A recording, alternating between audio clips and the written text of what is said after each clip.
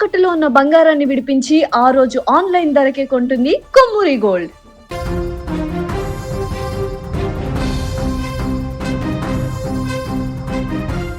ఆంధ్రప్రదేశ్ రాజకీయాలలో ఇప్పుడు అందరి దృష్టి డిప్యూటీ సీఎం పవన్ కళ్యాణ్ ఆరోగ్యంపైనే ఉంది.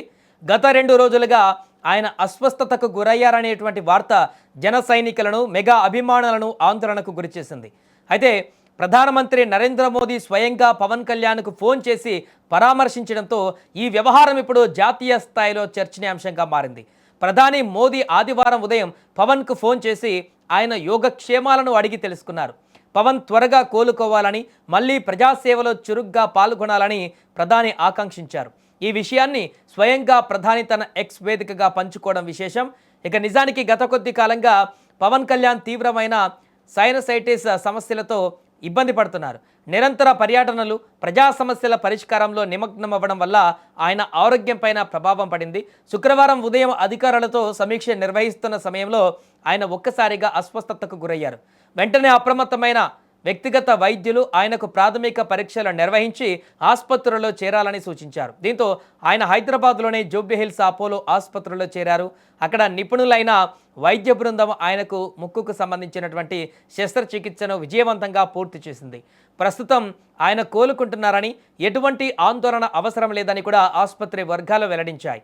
ఈ సందర్భంగా పవన్ కళ్యాణ్ కూడా ప్రధానికి తన ధన్యవాదాలు తెలియజేశారు. తన ఆరోగ్యం పైన శ్రద్ధ వహించి ఫోన్ చేసినందుకు మోదీకి కృతజ్ఞతలు చెప్పారు. పవన్ ఆరోగ్యం పైన అటు ఏపీ ముఖ్యమంత్రి నారా చంద్రబాబు నాయుడు, మంత్రి లోకేష్ కూడా ఆరా తీశారు. ప్రతిపక్ష నేత జగన్ కూడా పవన్ త్వరగా కోలుకోవాలని కోరుకుంటూ సందేశం పంపారు. రాజకీయాలకు అతీతంగా అందరూ పవన్ ఆరోగ్యం గురించి ఆందోళన వ్యక్తం చేయడం ఇప్పుడు గమనార్హంగా మారింది.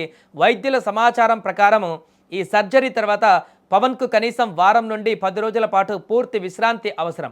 అప్పటి వరకు ఆయన ఎటువంటి అధికారిక కార్యక్రమాలలో పాల్గొనకూడదని వైద్యులు స్పష్టం చేశారు. జనసేన పార్టీ రాజకీయ కార్యదర్శి హరిప్రసాద్ ఈ విషయాన్ని ధృవీకరిస్తూ పవన్ ఆరోగ్య ప్రస్తుతం నిలకడగా ఉందని, అభిమానులు ఆందోళన చెందవద్దని కోరారు. దీర్ఘకాలికంగా ఉన్న శ్వాసకోశ సమస్య నుంచి ఉపశమనం పొందేందుకే ఈ ఆపరేషన్ అని ఆయన వివరించారు.